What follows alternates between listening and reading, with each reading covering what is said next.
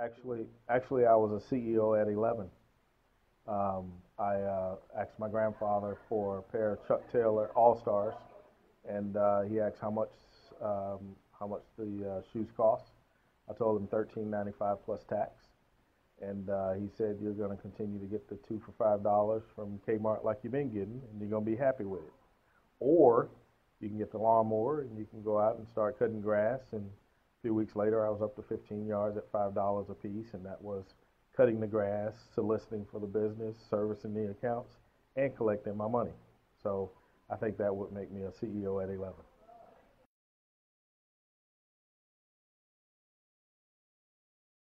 I had every color they had available. And he took me down to CNS Bank, Citizen and Southern, a Georgia bank, and that's where I opened my first bank account.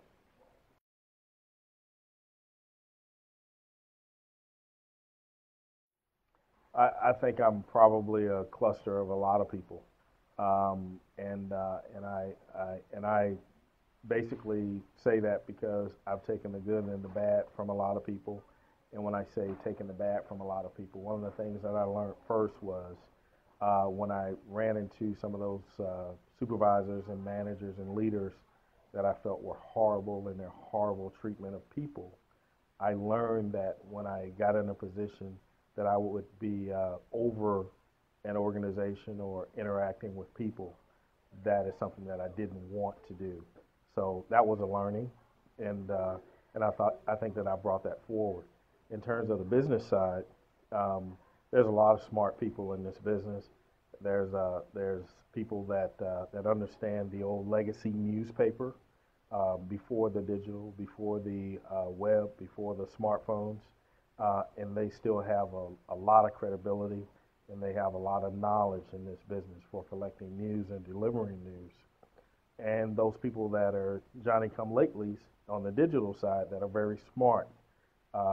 And I guess I'm a little bit of a hybrid of both because I got the best of both worlds because I don't have the legacy newspaper, and I didn't have to forget a lot for today's age because it's definitely different.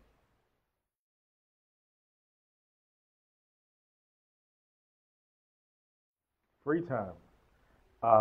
Love to hunt. Read. I like to read trade magazines, particularly those people that are really good at marketing, those people that are good in strategizing how they took a business that may have been failing.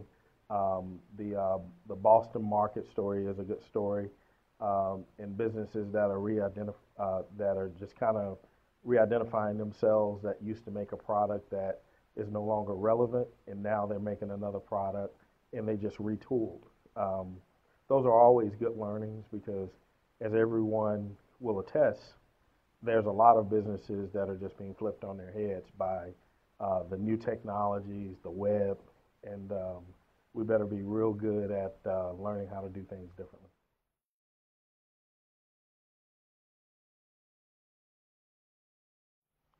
Um, my iPhone. I cannot be separated from my iPhone. If I leave the house and I don't have my phone with me, it's not a matter of going back at lunch. There will be a fast U-turn in the middle of the street because I just feel helpless without it. And so the iPhone and in the office space, losing email if email goes down, but I'd have to go back to the iPhone. That's the number one gadget that I have to have.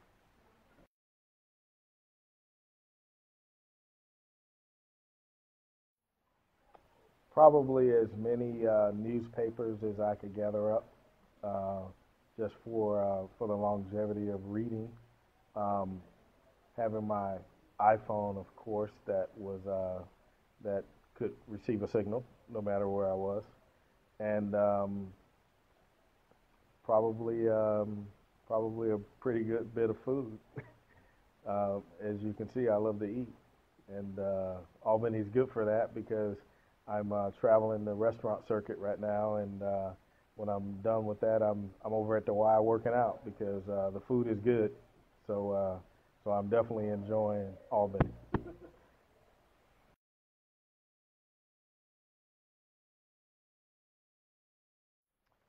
First of all, we're going to hire talent, we're going to develop talent, and we're going to reach down and make sure that that talent is bringing their A game every day. And you don't have to browbeat people to do that. You don't have to storm around and stomp your feet and wave your hands to do that. If you hire well and you hire good talent, you can challenge that talent to bring their A game. The other thing is to lead by example. I'm not asking anybody on staff to do anything I wouldn't do myself. And we're going to take care of customers. We're going to make sure that we're leveraging customers and doing what customers need us to do, getting them a return on their investments with us, and really just bringing your A game. Just doing what you say you're going to do when you say you're going to do it, and challenging them, because if you hire strong and you hire the right people and the types that we really need in this business, they're going to challenge themselves beyond what we could ever challenge them to be. And they may need constant reminders that this is an A-game place to be, but in the long and short of it, I think that they'll be harder on themselves than we ever could be if you got the right talent on the bench.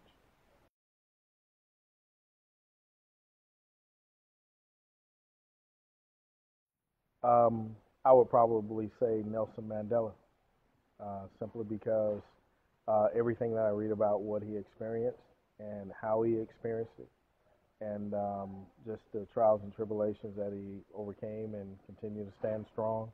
And at his age, I really think that I would put him in front of a lot of others, because, um, all of our days are numbered, but I know he's not in good health.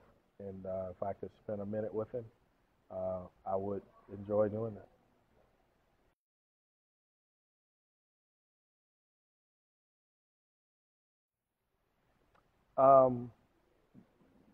Really, there's just so many places within a short drive of here that I would really like to just be able to go to and just unwind and get away from the stresses of the day. But in terms of just being able to travel, there's a lot of places that I went during my military stint: the Philippines and Guam and South Korea and Japan. I think it would be a lot different to go there as a tourist without weapons on your side, and probably to backtrack everywhere that I ever went in the military with a weapon, now to go without a weapon and be able to enjoy the place. I think it would be a vastly different view and experience. So just some gorgeous places around the world, but most of them were during my military stay.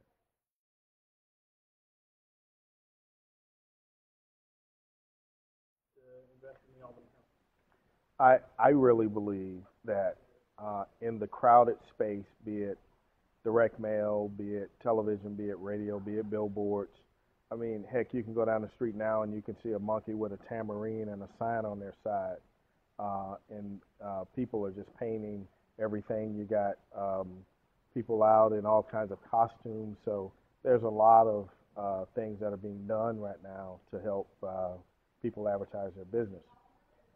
And because of that, I choose to step back and say, let's just do what we can control. Let's do what we can do better in terms of print and online and delivering our product to our customers.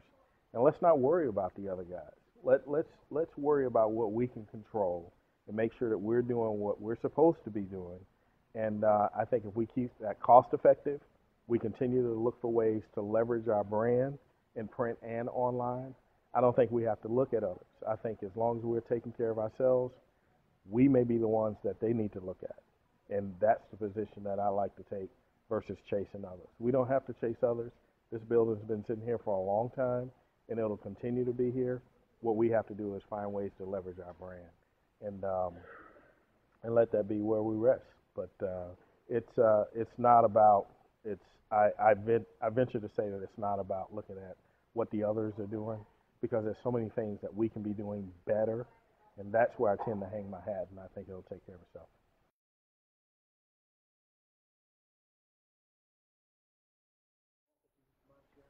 I'm a closet comedian.